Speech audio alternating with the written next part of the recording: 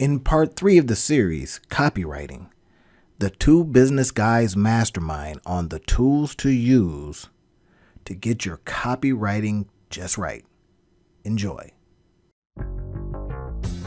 This business podcast, the 2Business Guys Mastermind, uncovers for you secrets and share tips and tricks to entrepreneurship as they mastermind on how to have startup, operational, and overall business success so that you can go on to get better results.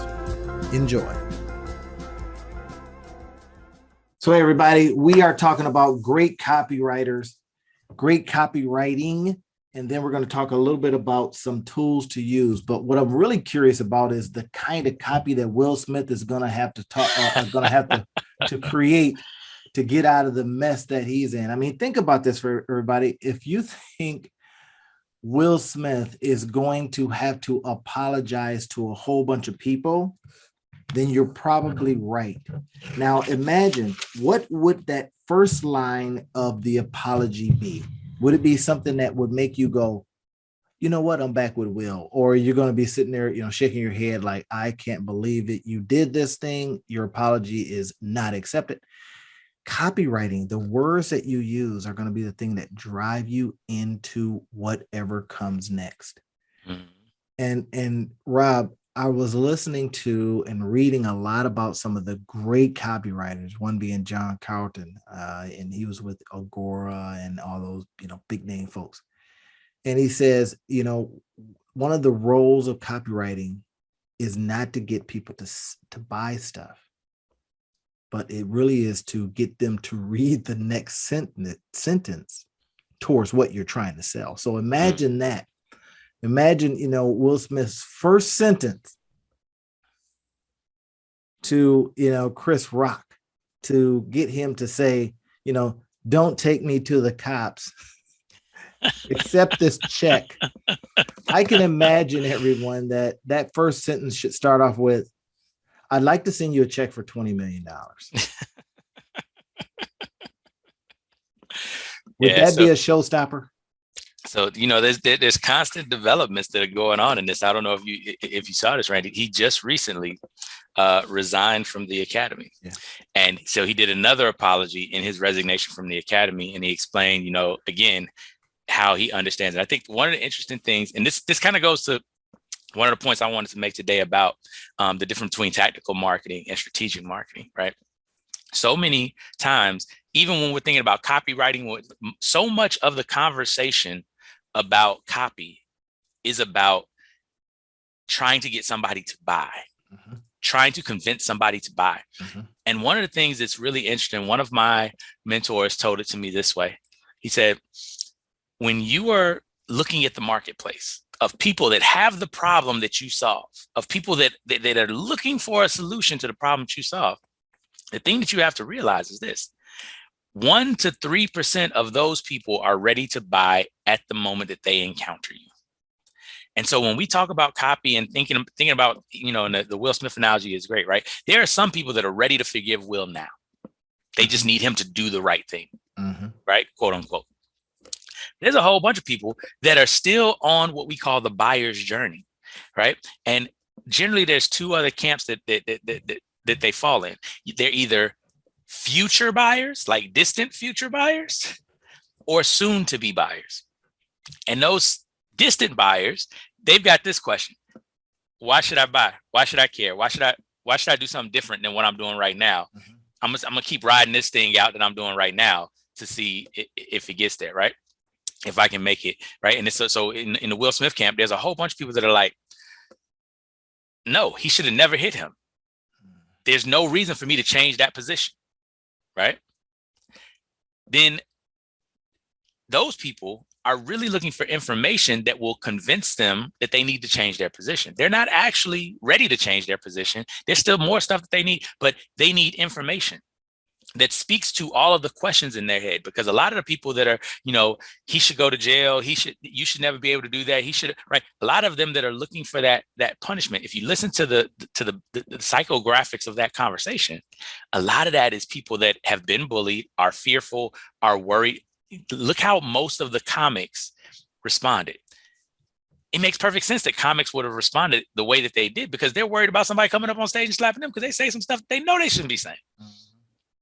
And if this has changed the dynamic, then that makes it more dangerous for them. That makes it unsafe for them. So they're not trying to forgive Will Smith, regardless of how sorry he is, regardless of how much, they still not trying to change it because they haven't had their issue dealt with, which is how do we stay safe doing what we do now that you've done what you've done, right? And there's so many people that are in that space that are the distant buyers, like they're not ready to change the status quo, the belief system or whatever it is. And so they need information on why should they change the status quo? Why should they change the belief system? What about where they are now is not serving them, right? But then there's a second group, and this is the thing that's really interesting to me. These are the people that become the skeptics now. These are the people that are saying, so why shouldn't I buy? Why shouldn't I forgive Will Smith? Right? They're not saying, why should I? They're like, yeah, I can understand that. But there's some reasons why I shouldn't that you need to overcome. There's some objections to me making this purchase that you need to overcome. There's some things that I'm thinking about. For example, well, I've seen this article out there a couple of times. Well, he's a narcissist, and you can't reward that type of behavior. Otherwise, it's just going to make people continue to do that, right? And you hear all of these different types of things. So those people have a completely different question. But we were talking about this last week about how we have to enter the conversation that's happening in the mind of the customer.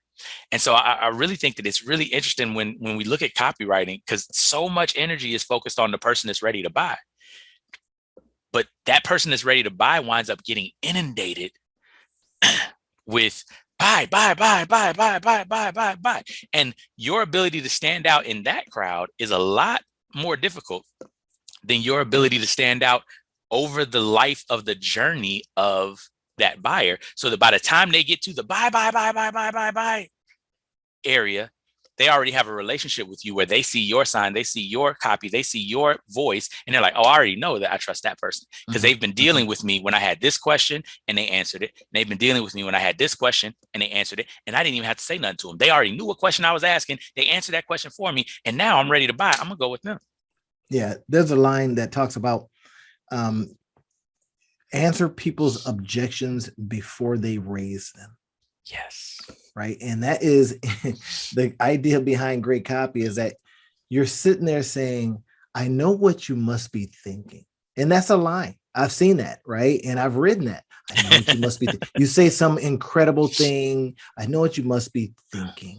And that is, who is this guy? And then you just literally write down a list of what they may be objecting to, or what does this cost? Or how much trouble is this going to be? And then you go about writing the rest that addresses what is, again, going on in people's mind already, right? And what they may be objecting to because they don't know you. I got this one line, man, that gets me past how you vote and gets me past the fact that I might not look like you. And I say it's one thing that that I think I remember my mom talking about. She says, Randy, she says, never let race get in the way of revenue and never let politics get in the way of profits. Right. And now I have not been brave enough to literally put that in writing, but it's coming. Right. And I can, because we've got such a divided, community and divided, country sometimes at times, right. Depending on who's in office. And I can imagine I'm going into a state that maybe votes differently than I do, whichever way that is, right? Or may not look like me, may not have my same hue. So, and dropping that on them, and that might be just enough. I might use this. I've been really wanting to use this on a YouTube video, but just the very word race may get me, they may smack my hands on that, right? They may say, no, you can't say anything about race or anything about politics. But I just wonder if somewhere in the copy that I can put, and here's why, never let race get in the way of revenue. Never let,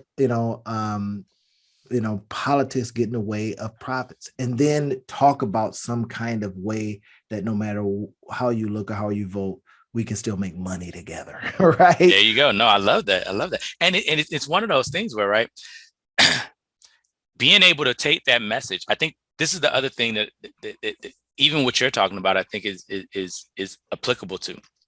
A lot of times we're trying to find the magic bullet of the thing that's going to convince you right now, without understanding. And, we tell our entrepreneurs this all the time when we work with them. It's a marathon. It's not a sprint. Right. You've got to take an idea of the long game. I remember I was listening to Jay Abraham talk about this, because for those of you all that don't know, Jay Abraham, one of the companies that he turned around and helped to make super profitable is a company that that Shaq does a lot of ads for now, called Icy Hot. I remember that. Right. And one of the things that he did is they realized that they were playing the long game, because when they first acquired a customer, they could acquire a customer at a loss on the initial sale, because the lifetime value of the customer was tenfold that loss in profit to the company. Remember that word, everybody: lifetime value of the customer. Exactly. Right. And so they would actually promote their product and give it away to the radio companies, right, to the radio stations, and they would say, hey, you can make as much money as you want to make on this. You go do it. They were actually breaking even initially on their advertising. That first tub of Icy Hot that they would do, the client didn't make, the Icy Hot company didn't make any money, but they got it to the customer. And what they knew is that once somebody bought it, it was something like a 75% reorder rate or something stupid. Yeah. Right. And so once they got it into their hands, they knew that they were going to get a second order. And that second order, guess what? Pure profit. That third order, right? Above variable cost. But right, I think they were making something like on the order, if a tub costs $3, they were making $1.50 or $1.70 on each tub. And so they knew that by giving away one tub, they were going to make $1.70, but they were going to make $1.70 for the next year, every couple of months. Yep. Because they've already determined the life. Now, here's the value of what Rob is saying. Because once you've determined your numbers, in other words, what the value over time of that customer is, the likelihood that they come back. And then now you can supercharge some of that good stuff with how you now are engaging them on their journey. That's when we talk about the customer's journey. Okay, they come in this way. Now, I asked Rob some questions this week because I was doing some research for his company, and it was, hey, how do you acquire customers now? In other words, it was that question. At first, I was going to come on and says, what's your customer's journey? And I thought, maybe not that question, because maybe not everyone knows it like that. But how do you acquire customers now? But that was really what I was getting to was, what is the customer's journey, right? Because there's a stage at which we can enhance that. And then there's a stage at which we can attract more of that. If you know what that customer's journey is. And you picked it up, I think, and you says, well, there's some things we're tweaking that we're wanting to put in place. Right. Because once we get them in, we want to be able to, put them in the machine, if you will. Exactly. We want to automate. Because to that point, Randy's question, in my business right now, much of my business comes through referral. In my consulting business, in my business coaching business. And the problem with that I've noticed, right? You can build a 6-figure business just through referrals. Here, I've done it. But here's the thing. That is the long game, and that is time and labor intensive, right? And so one of the things that we're in the process of now is looking at how do we build this structure, take this customer's journey that we have, where people get to know us, where we give them value, where we help them, where we do all the rest of that type of stuff. And we build the relationship that we were just talking about, where we meet them when they're future buyers, and then we continue talking to them when they're soon to be buyers. And then when they're ready to buy, most of the time what happens to me is my people that I have relations with call me and say, hey, I've got this problem. Do you got something to do it to handle it? Yeah, sure. No problem. And I set up a workshop, and boom. And now we're in a working relationship. And then those relationships are multiple 5-figure relationships per year, generally after that. But that lead time for those is a longer lead time, and it requires individual attention, right? Yes. And that's one of the big problems if we're trying to scale, because with my company, we're on a pathway. We're trying to move to 7 figures. I'm trying to grow and to bring in some more consultants, to bring in some more people to do what I do. And if I need to be involved in every one of the transactions, that becomes a limit for us scaling. And so in that space, what Randy and I were talking about is we're really trying to break down and dissect this journey so that we can begin to automate it. And this goes to the topic of what we're talking about today is what are the tools that we can use to automate these things. But I really want to go, and one of the reasons why I want to go into that buyer's journey discussion with you all is just because you can give anybody, right, a hammer and a chisel, but everybody can't make the Michelangelo, because the tools are not the only thing that you need to make great art or to make great things. You have to understand how to use the tools and what the purpose of the tools are. And so that's the big talk, the big discussion, kind of in the beginning of this conversation is what's the purpose and for how long, for what duration are you doing these things? So that's the big thing. But in my that's a great example, right? And Randy asked perfect questions, right? And he was digging into who could, who most benefits. There's a bevy of questions that you can ask yourself. And I think that I know Randy has a checklist of these things that we could put together. If you all are interested in that, or if there's some questions about how do you figure out those questions, go ahead and put it in the comments, put it in the chat below. Let us know if you have those questions and we can get something out to you. Because this is the work before the work, right? So we're going to talk about the tools. We're going to talk about how you can hire different copywriters. You can do different AI. There's a whole bunch of things that you can do. But the thing that I want, the one thing that I wish I would have known when I was starting out, the one thing that I wish I would have had taught to me that I wouldn't have had to learn the hard way is this. It is extremely important that you begin to plan for the long game, that you begin to plan to engage with someone for 3 months, 6 months, a year before you expect them to buy. And here's the reason why. I learned this way too late into my business career, but I love it now that I know it. 80% of sales happen after between 5 and 12 contacts between the business and the customer. Right. So again, I know that was not a lot of numbers I threw at you. I'm gonna say it one more time. So 80% of sales, 4 out of 5 sales that you make are going to happen after you have contacted the customer at the minimum 5 times. Now imagine that. Right. And most businesses only follow up once or twice. That's right. Think about that, right? You're missing 4 out of 5 sales because you're just paying attention to the people that are ready to buy right now. It's called that's what we're revamping. It's called warming up your audience. What are you using? What tools are you using right now, everyone? Think about this for a minute. In your engagement strategy, right? And you may go, here are the normal stuff, right? Oh, I hit them on social media. Well, I do this, right? But then again, when we start thinking about the customer journey, right? How do you put them into the funnel? What happens first, second, third, fourth, fifth, right? There are people right now that come up to me on the street and says, hey, I saw that last episode. That was pretty good. That I didn't know, right? Because they'll never comment, or they haven't, or in certain cases, right? But it's had an impact. And it's what, keeps us going, encourages us and stuff like that. When they can say back to you a title that because you use elements of copywriting that hit them where they were. Man, that was a really good topic last week. Like somebody just got on, created the reels and stuff like that and sent some reels out. And one of the headlines was, can the words you say get you paid? Now think about that for a minute. That's an example for you guys. Can the words you say get you paid? Now, if you dig into that structure of that sentence a little bit, it was talking about copywriting, but I wanted to say something that stopped people in their tracks. Can the words you say get you paid? There's also some rhyme in there. right? Now you guys are hearing what I'm doing here, right?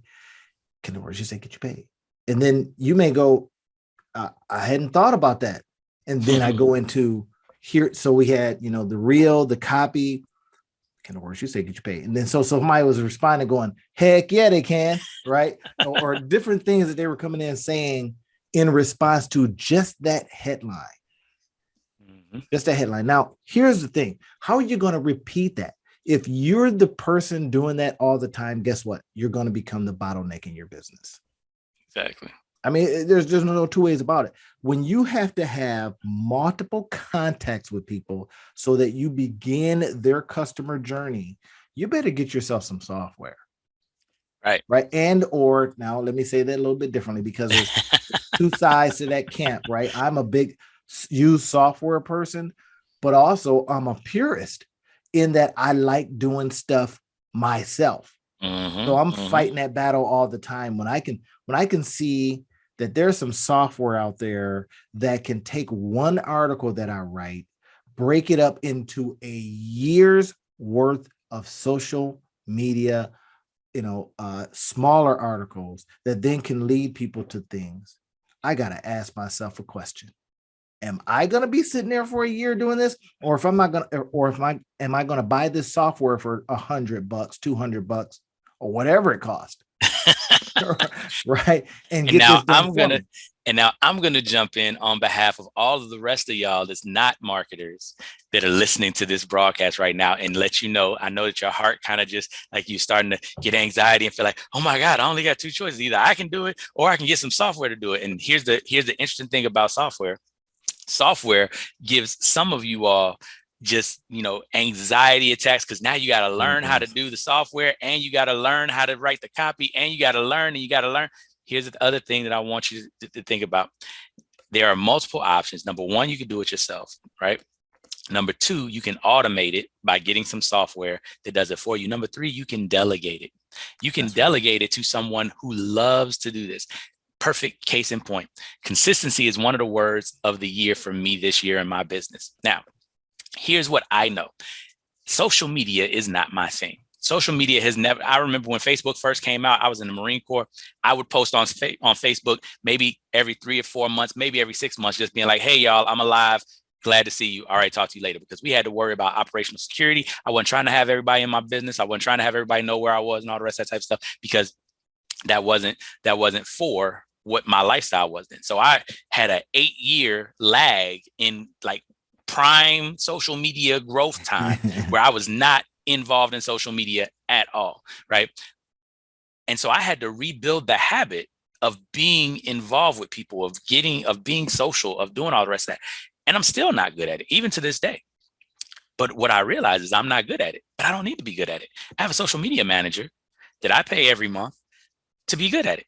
And what she's able to do is she's able to talk to me a little bit, write some posts, take information, take stuff and put it and make it look pretty, put pictures and all the rest of the type of stuff on it. And we're able to have a social media presence that doesn't require me to do much, but just check in and reply to comments and have conversations where I don't have to be doing all the big heavy lifting work, but I can still be consistently in the face of those people. So people are constantly seeing the things that I'm putting out. People are constantly commenting and responding because we're doing the work, but I was able to delegate it. Now there's my goal is to be like Randy and be able to automate it, but that's a marathon journey for me. And I just wanted to give you, those of you all who are not good at this, a little bit of a reprieve. Don't let your eyes get, I know some of y'all, your eyes was big as saucers when he said that, right? It's like, oh my God, it can turn into another thing I have to do. Exactly, right? Understand that there are levels to this, and that one of the levels that you can operate very successfully at is the delegation level. And then you can start looking at how you automate it, or how do you even make sure that you get the tools so that your team can automate it, so that you can be ubiquitous, so that you can be everywhere. See, that becomes a key thing, right? You're going to, I think, utilize, and again, you're hearing this from a recovering purist, right? In that I wanted to do everything myself, but what ended up happening was the ideations and the ideas were coming way faster than my capacity and ability to get things out there into the marketplace to test, to see if I can make some money. right? Mhm. I literally, and this is right where I'm currently at, literally being forced to get assistance. There's no two ways about it. Anytime that, I've seen 4 to 5 different ideas that I've come up with 2 to 3 to 4 years ago happen now, and I wasn't able to put them into play, and Yep. all that potential money just went bye-bye, right? I'm forced to look at that and realize that I'm the bottleneck here. That's a really powerful point, and I didn't even think about it. It's funny because we've had this conversation a number of times, Randy and I. At some point in time in your business, you're going to become the bottleneck. Period. End of story. Absolutely. If you're doing well, so let me caveat that. If you're doing well, you will become the bottleneck. If you're not doing well, you're already the bottleneck. That's pretty much how it works, right? All goes back to you. You exactly. Now, the big thing, and I think this is really powerful again, because I think there's a lot of wisdom in what Randy is talking about, and the different things that are out there to automate what you're doing. But understand that even then, even if you're doing it, because there's a lot of business owners that are really good at social media. I got one of my business owner clients, like she loves TikTok. She just did a TikTok video that got 4 million views, right? Like she's just, it's in her zone of genius. That's what she does. It's great, right? But then you get back to the idea of the E-myth, that even if the stuff that is your social media and all the rest of that is what you're good at, and it's what you love to do, there will come a time when you're big enough where you still can't do it all, where you need help to amplify your greatness. And realizing that, understanding that that is that's process, right? Just allowing yourself to be paying attention to when that is, when you're the bottleneck, when the company can't grow because you don't have any more capacity. It's important because a lot of times I know business owners get to that point and they feel like they're failing in some way. And it's the exact opposite. You're succeeding so well that you have outgrown yourself.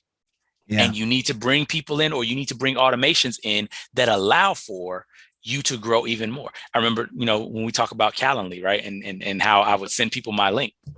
The interesting thing about that was actually a testament that all came from the fact that I had gotten popular enough that it was taking so much of my time just managing, putting people on my calendar and ensuring that I had the dates set up, that it was literally 30 minutes or so of every day where I'm calling people back and forth, texting people back and forth, emailing people back and forth, trying to set meetings, because I'm setting lunch meetings, I'm setting business collaboration meetings, I'm setting all of these meetings because I have been doing the work. I have been going out and networking. I have been talking to people. I have been explaining to people what my vision was and what I was trying to create. And there were people that wanted to meet with me, wanted to be part of what we were doing. But now I had gotten so good at that, whereas before I could just set the meeting because I had nothing to do the whole week anyway, right? I was gonna be at the lab just doing work. I'm like, oh yeah, I get to meet with somebody, and so I could do that on my calendar easy. But then you get to a point where you got meetings every day, or you got you're setting meetings 3 weeks out, or all this other type of stuff that you're doing because you're dealing with busy people and you're busy. I had outgrown my capacity to do that quickly and efficiently, and so I went and got a tool that allowed me to do that very easily, right? And now I spend literally minutes a week scheduling. And those minutes are, hey, yeah, I would love to get together. Here's my calendar link. Go ahead and find some time that works for you and we'll make it happen. Yeah. Leveraging the tool. Right. Right. And I have more meetings now than I did when I was struggling and had to get the tool. That's the interesting thing. My capacity I probably have, right, with all of my clients and everything that are all managed through this one tool, I probably have 20 to 30 meetings a week.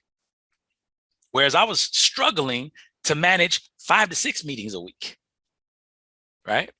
Because of the fact that it's 5 to 6 meetings a week, but it might be one this week that you're scheduling, and one 3 weeks out, and one 5 weeks out, and then and all of that. But now I have 20 to 30 meetings a week scheduled all the way out to June. But I have the capacity for it now because I've delegated and automated that process, right? Any in-person scheduling, I have an assistant that's able to do that. right? Because there's some people that they need you to do to walk through with them and look at their schedule and look at your schedule. I don't got time for all that. So my assistant can do that. But then a lot of people are technologically savvy and they're good and they can make it happen. Boom. They go through the Calendly. But what I was able to do was actually remove myself as the bottleneck. And that's what a lot of these tools that Randy's about to talk to you about today, that's what they're going to allow you to do. They're going to allow you to remove yourself as the bottleneck. On the AI side of it, right? When OpenAI decided that they needed more reps for their machine, if you will, and they just gave away. It says, hey, we're OpenAI. We work on this stuff for free and you can leverage it. Boy, my gosh, marketers went nuts because they says, well, can we use this for writing copy? Now, these are the things that used to take a person sitting and thinking and doing all these types of things, right? And charging you thousands of dollars to write, let's say, your sales letter, headline that's emotional. Now we got some software, and one software that I've been using a little bit lately is called Longshot AI. Longshot AI. You can, I want to say that you can find it on AppSumo still. And I got in as for one price, Longshot AI, right? I got in for one price. Now, if you go in, it's like a per month and it's pretty good. They get you pretty good, but it allows you to write long copy, right? So let's say, for example, you're a content entrepreneur. And what you do is you write blogs and all this good stuff, right? And you monetize the blogs because eventually you rank high on Google and then people come to your stuff because they saw it. They were typing it in. They saw your stuff. And then on your site, you run ads, you run affiliate links, all that kind of stuff, right? Well, guess what? You used to have to pay someone to write your copy, write your blogs, and or get this, do it yourself. Now, imagine you're running 10 blogs. I was just on a webinar with a young lady who she and her husband have 15 blogs and content sites. And get this, everyone, she has, I think, 6 writers, 3 or 4 editors, and I guarantee you those writers are using to keep up with all of her stuff. She's making $130,000 a month in income. Now, keep this in mind, what I just said. She's not writing all that content. She would have become the bottleneck very, very quickly.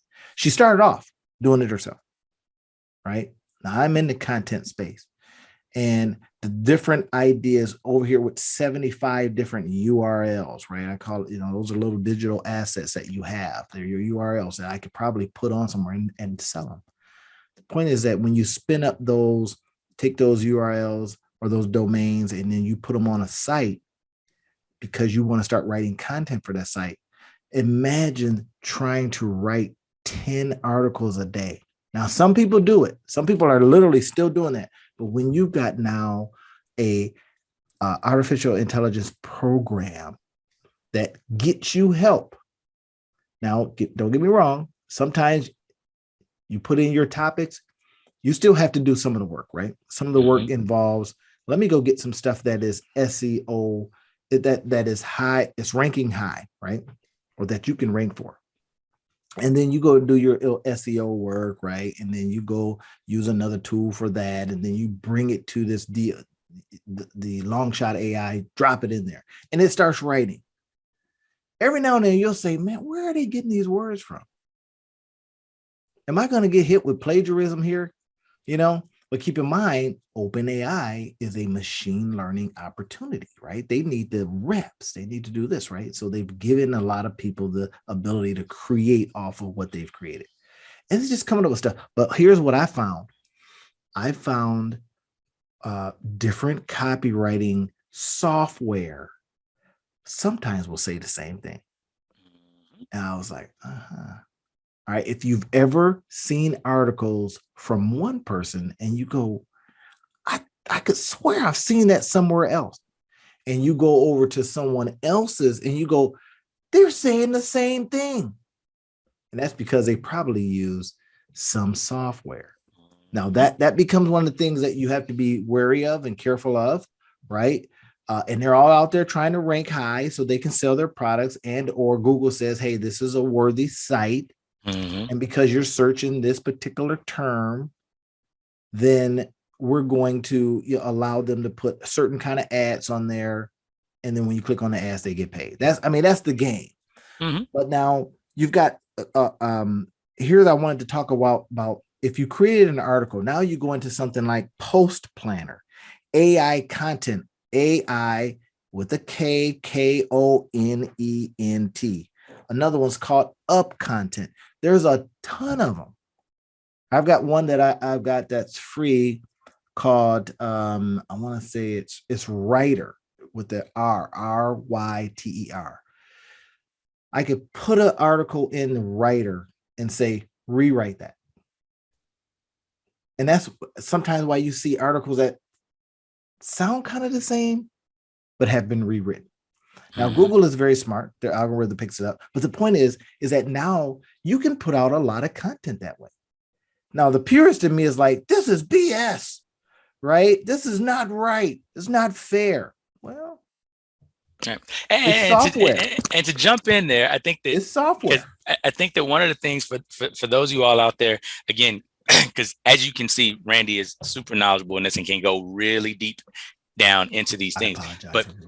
But for those of us that are not marketers that like to just hang out at the surface level, how can this help you? I think that it's something that's interesting. And so Randy, kind of talk about, if you're not trying to get it to do everything for you and to write and do all the rest of that, but you're just trying to use it to get ideas, or you're just trying to use it to help, right? Because a lot of business owners that are out there, you're struggling. You want to write a post a week or a post a month or things like that, that you're trying to get your newsletter started, or you're trying to get your social media posting started, and you're just trying to get consistent.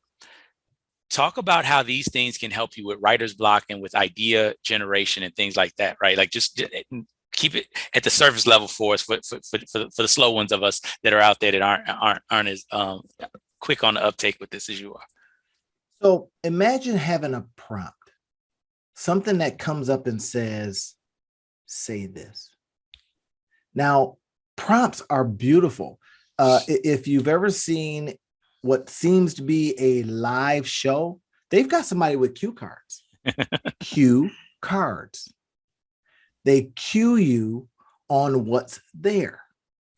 Sometimes totally written, and you can tell, if you got a great person that knows how to ad lib, right, or add on to that stuff. They just needed a prompt. And that's what a lot of these programs give back to you. So they may write a sentence and then you go, I wouldn't have said it like that. I'd say it like this. But because it prompted you, now you're not sitting there with writer's block. You have a prompt. What would you say in certain cases like this, right? Imagine now you have an article in front of you that has to be 2,000 to 3,000 to 4,000 words. And you say, I'm not a writer. I can't afford one because I'm brand new. But if you got this little program, cost you $100, maybe even, 30, 40, 50 bucks a month. And it just became an engine to prompt you to write your articles. And something else to think about as well is that a lot of these, like, for example, Longshot AI has a free version, right? It doesn't give you all of the bells and whistles, but you might not be at that level where you need all the bells and whistles. I remember when I was first learning how to use CRMs and autoresponders and things like that. I remember MailChimp. One of the best things for me to learn was that MailChimp was free.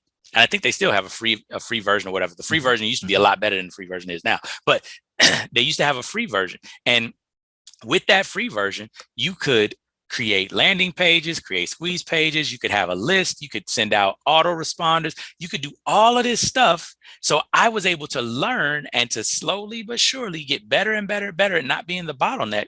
And, that was 6 years ago. Now I've done research into CRMs. I know how to do drip campaigns. I know I'm in a completely different space than I was. But 6 years ago, I didn't have any idea about any of this stuff, about automations, about any of that. And so I was able to learn. And so there's a lot of these softwares that are out there where you can learn for free, and you pick a software that does something for you.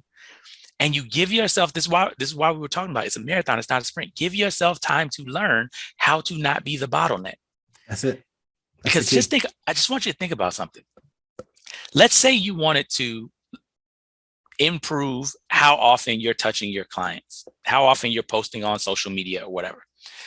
You could go about trying to figure out when you're going to sit down and come up with original content and change your lifestyle and change your, right, and actually do that. But what's the likelihood that you're going to be able to do that consistently, right? Because even if you sit down every day like you're supposed to, you might have writer's block one day and not have anything to write. Now what you're going to do? Now what happens is that stops your whole train because you don't have a habit of it. So then you get frustrated, then you miss another day, then you miss another day, then you miss another day. Anybody else ever had this experience before? Right? But instead, if you can make sure that you can be consistent doing just one thing, right? And if you have this tool that allows you to just put a post out, that's it.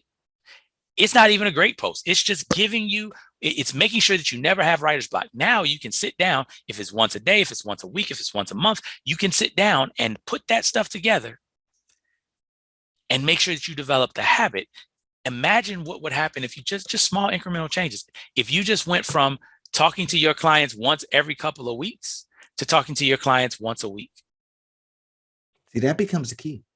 It is, as Rob talked about, those 5 to 6 touch points, those 5 to 6 reminders that you exist, those 5 to 6 opportunities for you to say, hey, I'm here on this journey with you. I got something that I just researched. And then get this, if because your clients are busy, they got other stuff in them, they got brain boogers going on, all kinds of stuff, right? You got to have a headline that stops them in their tracks. That's where your copywriting is going to come in. You got to then encourage them to read more, right? Exactly. Every line is to get them to read the next line. Exactly. And the beauty of that and then is buy that, something at the end. They go, I moved to buy something. Right. And the beauty of that is the conversation that's going on in their head is not changing. It's the same conversation. It's talking about one of two things. They have a problem that they have that they don't want to have. And as long as they have that problem, they're going to be thinking about that problem that they have, they don't want to have. And then they also have a solution that they want, but don't have right now. And that's the thing that's going on in their minds all the time.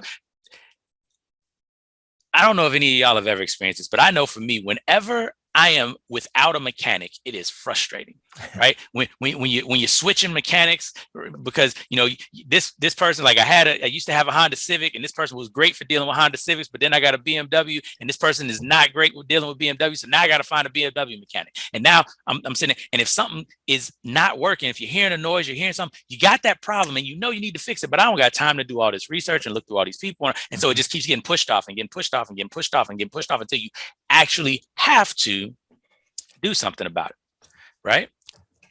What if while it's getting pushed off and getting pushed off and getting pushed off and getting pushed off, you're in their ear saying, hey, you know that problem that you got that you don't want to have? I understand that sucks. Well, here's a couple of reasons why you want to definitely get that fixed sooner rather than later. Yep. You know that problem that you have that you don't want? Well, here's some of the things that can happen if you let that problem linger around too long, right? Not selling, not asking them for anything, just saying here, as Randy, you said this before, right? The Gary V quote, right? Left jab, left jab, left jab, left jab, right cross. Give value, right. Give value, give value, give value, give value. Ask for the sale, right? Along that buyer's journey, if you're putting out content that's actually addressing that question, see, what most people do is they put out a whole bunch of content that's look at me, look at me, look at me, look at me, look at me, look at me, look at me, look at me. And it never addresses the conversations going on in their heads. So they see you, but they ain't paying you no attention. They see you again, they ain't paying you no attention. So they may see you, right? As a matter of fact, the numbers have shown that when you're doing content the wrong way, it can take upwards of 20 to 100 touches to do the same work as those 5 to 12 touches if you're actually entering the conversation in people's heads. Just think about that, 20 to 100, that's a lot. To 25 times more work to do the same thing, which is to put you top of mind, to put you in a place where they're going to buy from you. And the difference is, are you talking to them about them, or are you talking to them about you? Here's a tool, Rob, that I wanted to show real quick. Mm-hmm. And it's actually, guys, it is a free site. Now they're going to try to sell you something, right? So if you look at here, it's called The Hoth. Now they've got tons of products.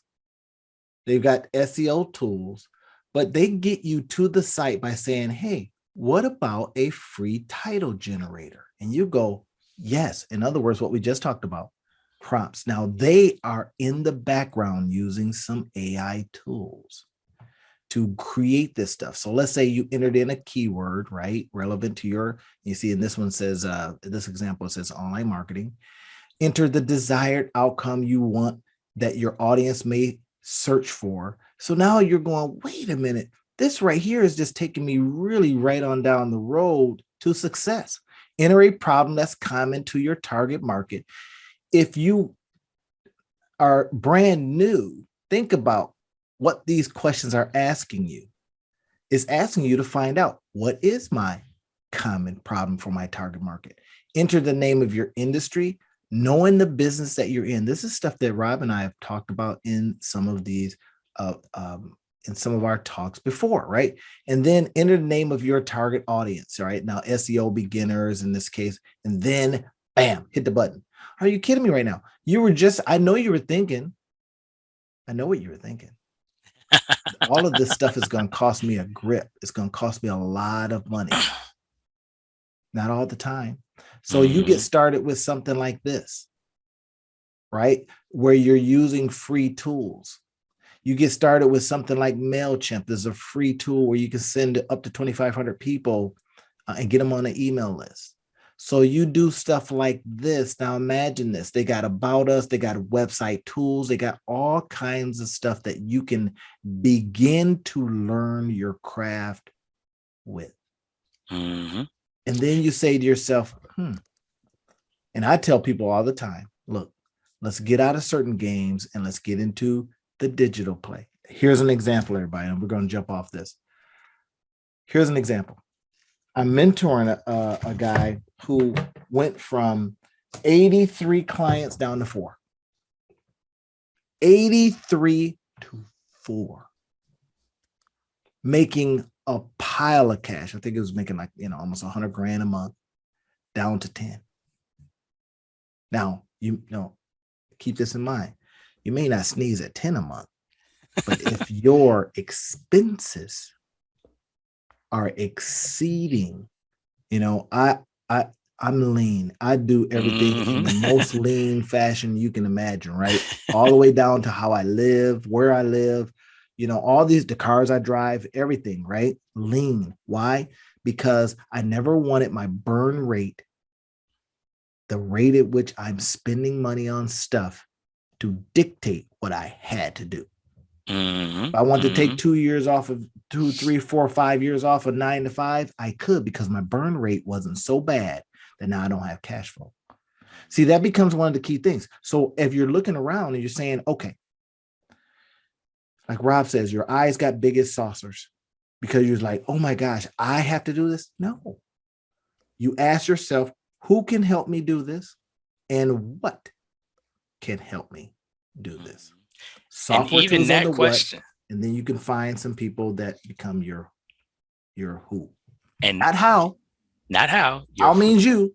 Bottleneck. Yep. Who and what. And something that is so powerful that you just talked about, Randy, and I want y'all to pay attention, because you all saw it, and I always give Randy a hard time because he is one of those expert savants that he's always in this stuff. And what you need is somebody like Randy on your team. You want to have, instead of having to go buy this stuff and figure out this stuff, you want to have him to be able to come in and look at, where are you in your business? What are the best tools that you can use? And working with him can save you a lot of the headache of the trial and error and all the rest of that. So every dollar invested in working with him saves you $4, $5, $10 on the outside, figuring it out on your own. Those are the types of things that you want to look at that'll leverage his knowledge and his abilities to help you get where you're trying to go faster. Key stuff. Thanks, Rob, for getting me hired. But that's it, everyone. You start saying to yourself, who can help me? And this is what I did with this guy that I'm mentoring now, right? Is I can see brilliant work on the other end, right? That he's doing. And then I says, hey, listen, how's that affected your abilities to do the things you're doing? He says, man, 83-4. You tell me. Mm-hmm. Now, of course, I'm saying to him, it's time to reimagine your business model, right? So we're going to be meeting again next week. But I says, here you have to I don't really like to tell people what to do by saying you gotta and you have to, but I'm saying this, you have to reconsider and reimagine your business model.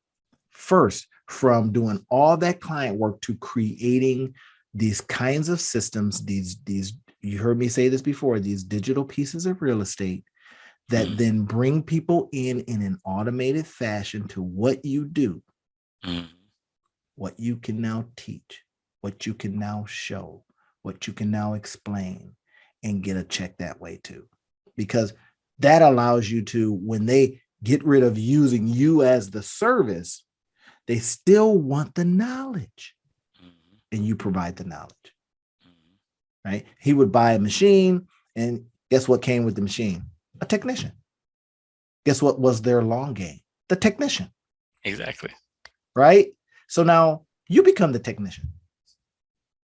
You call me up, I'm the technician. I go, hey, use this, use this, use this. Here's my bill.